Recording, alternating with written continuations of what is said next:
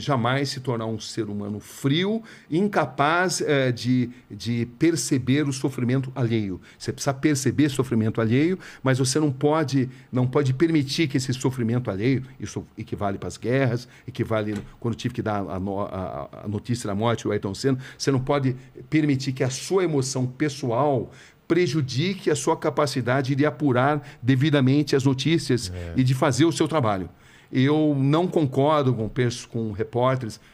Eu não concordo, mas também não condeno, né? Repórteres que começam a chorar durante o exercício da sua função. Eu acho que você é pago e é treinado uma vida inteira, não para não se emocionar. A emoção é bem-vinda, mas para não perder o seu grau de precisão no relato dos acontecimentos. Você precisa relatar com isenção, com imparcialidade, e isso requer controle emocional. É fácil? Não, não é fácil. Eu condeno quem se emociona, quem começa a chorar no meio da matéria. Não condeno. Mas, particularmente, a vida inteira eu me preparei, me treinei para controlar as minhas emoções. Mas já aconteceu de você desabar depois? Você desaba depois. Desaba depois. Dias depois, cai a ficha, e você está ali tomando o seu banho e você cai em profunda, às vezes, depressão, você chora, isso acontece. Mas não no exercício, da função ali. Quando você está trabalhando, eu pelo menos sou assim, né? Falando com assassino, falando com... Quando eu estou no meio da guerra, guerra. A gente já foi, por exemplo, sequestrado pelas Farc na Colômbia, pelo Talibã no Afeganistão. Essa última vez que eu estive agora, acabei de voltei há poucas semanas, a gente foi sequestrado, mas ao mesmo tempo bem tratado durante 8 horas pelo Talibã. E em 96, a gente tinha filmado uma vila que tinha sido dizimada pelo Talibã, porque os moradores tinham dado comida para os inimigos do Talibã, uma vila persa. Sim. E a gente foi interceptado. E na saída, eles fizeram toda a menção, queriam... No meio do caminho, pegaram no meio vocês? do caminho. A gente fez todas as imagens, a vila persa sendo totalmente dizimada, e na saída a gente foi interceptado pelo Talibã, eles fizeram toda a menção que iam nos executar. Era eu e o cinegrafista Sherman Costa. Vocês tinham um tradutor? A gente tinha um tradutor de pastum, eu sabia, mas o fato de eu saber falar algumas palavras em pastum fez com que eu ganhasse uma simpatia e fez com que eu convencesse aqueles guerrilheiros a trazerem o comandante que falava inglês. Aí com o inglês eu pude me comunicar com eles e aí eu o convenci de que a gente tinha se perdido, que não era exatamente verdade. Mas a gente acabou até recebendo um banquete deles. Mas como que bate em você quando o cara fala a gente vai te executar? Porque olha, eles não falaram vamos executar, mas eles apontaram a arma pra gente. Algumas imagens a gente até conseguiu fazer disso. Eles acharam que vocês estavam fazendo o quê? Eles achavam que a gente tinha filmado toda a vila persa, que a gente fosse americano e que estava tentando exatamente denegrir a imagem do Talibã. Entendi. Entendeu? Então, o fato de saber falar algumas palavras em pastum, misturado com árabe. Falei sarrafi brasileiro, rabara nasta. Falei, sou jornalista brasileiro, não tem problema. Neymar. Não sou, Neymar na época não, né? Mas eu sempre carreguei comigo, porque isso era 96, né? Então, Neymar ainda... 96, quem que era do Brasil famoso? Romário, pô. Careca. Isso, exatamente, Careca já tinha até agora, era o Romário mesmo. Romário que tinha se consagrado, Romário e Bebeto, né? Que tinham se consagrado 2 anos antes na Copa do Mundo. Mas, enfim... Você carrega umas camisas do Brasil? Eu levo camisa do Brasil e sempre levei comigo também foto do Pelé comigo, entendeu? O Pelé, uma vez, quando eu era correspondente em Londres, ele foi me visitar, a gente jogou tênis, ele foi na minha casa, então eu tinha foto com a minha família, a gente passou assim uma tarde memorável e era uma foto muito íntima. E essa foto íntima me abriu muitas portas, fez com que muita situação de tensão fosse aliviada. Nossa. Entendeu? O Pelé, ele abre portas em todos os lugares. Até hoje, né? Até hoje. Você fala Pelé, é a magia.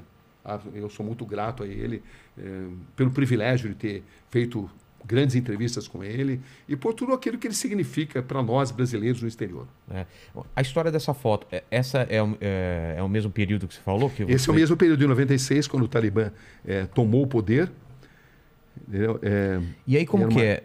Inclusive essas fotos aqui foram usadas agora, e eles têm muito orgulho dessa época, que foi quando eles tomaram o poder pela primeira vez. O Talibã foi formado em 94, 2 anos depois eles tomaram o poder. Então, esta data, esse tempo da primeira ascensão deles, é um momento assim épico para eles têm muito orgulho disso. Quando você mostrava agora essas fotos serviam para abrir portas e serviram para consertar situações de muita tensão. Porque agora o Talibã voltou ao poder 20 anos depois. A gente acabou de fazer uma série chamada Missão Cabul, que é uma série que cotada para ganhar prêmios e tal. Para você ver aqui como é que é a vida do repórter. Isso aqui já é um rapaz que trabalha comigo, já tentando fazer uma matéria investigativa e sedento por entrar em contato comigo. Fatalmente ele tem que tomar alguma decisão. E a minha vida é assim, a vida inteira tendo que tomar decisões, tendo que construir estratégias para fazer matérias que tragam algum tipo de benefício para a sociedade, né? Mas isso te traz algum tipo de ansiedade? Porque uma decisão errada pode te custar a vida, né? Traz, sim. Nesse caso, Mas também traz assim um sentido de recompensa muito grande quando você consegue ajudar a promover justiça. Nesse caso, por exemplo, dos padres, que você conseguiu trazer justiça, não há dinheiro que pague, né? Não tem dinheiro que pague. Ou nesse caso, por exemplo, da ascensão do Talibã, você mostrar que as mulheres foram cerceadas dos seus direitos mais elementares e você ajuda a chamar atenção para a comunidade internacional, você sente que a sua matéria está sendo importante para a promoção de justiça. E não existe sentido na nossa profissão se a gente não ajudar de alguma forma a promover justiça, né? Pelo menos é assim que eu encaro a profissão. E fazer uma transformação. Foi nessa ida que você mostrou os caras sem orelha? Que eles cortavam a orelha ou não? Cortava a orelha, foi no Iraque. No Iraque? Foi 2 anos antes. Um ano antes. Tinha essa história, mas Iraque não era... foi em 95. Havia uma grande lenda. O governo de Bagdá, o Saddam Hussein, o Tariq Aziz, que era o vice-primeiro-ministro, o homem que aparecia para a imprensa internacional, desafiava jornalistas internacionais a provarem que eles cortavam a orelha daqueles iraquianos que... Entendeu? Isso sempre circulava, mas eles desafiavam jornalistas a provarem isso. E nós conseguimos provar. Eu vi essa cena. Isso. Quem que puxa o turbante, alguma coisa que mostrou? Essa foi a segunda situação, né? Porque, na verdade, eu fui beneficiado pelo fato de que a gente estava ali em Bagdá, com o Saddam Hussein, e 24 horas por dia, monitorados pelos agentes do Saddam. Eles estavam do lado. Eles estavam lá, eles sabiam tudo onde a gente estava, o que a gente estava fazendo. Quando você apontava a câmera, o cara falava aqui pode, aqui não pode? Exatamente. Então, como é que eu ia, por exemplo, para Saddam City, onde estava a grande maioria silenciosa, né? Porque é o seguinte, internacionalmente, os xiitas são minoria. Tá.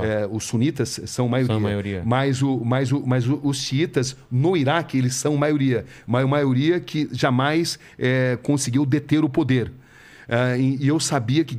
Fala pessoal, nos primeiros 50 dias eu tive um resultado bem satisfatório na barba, só usando o Trioxidil. Então se você tem problema com a barba falhada ou com a queda de cabelo, clique no primeiro link da descrição.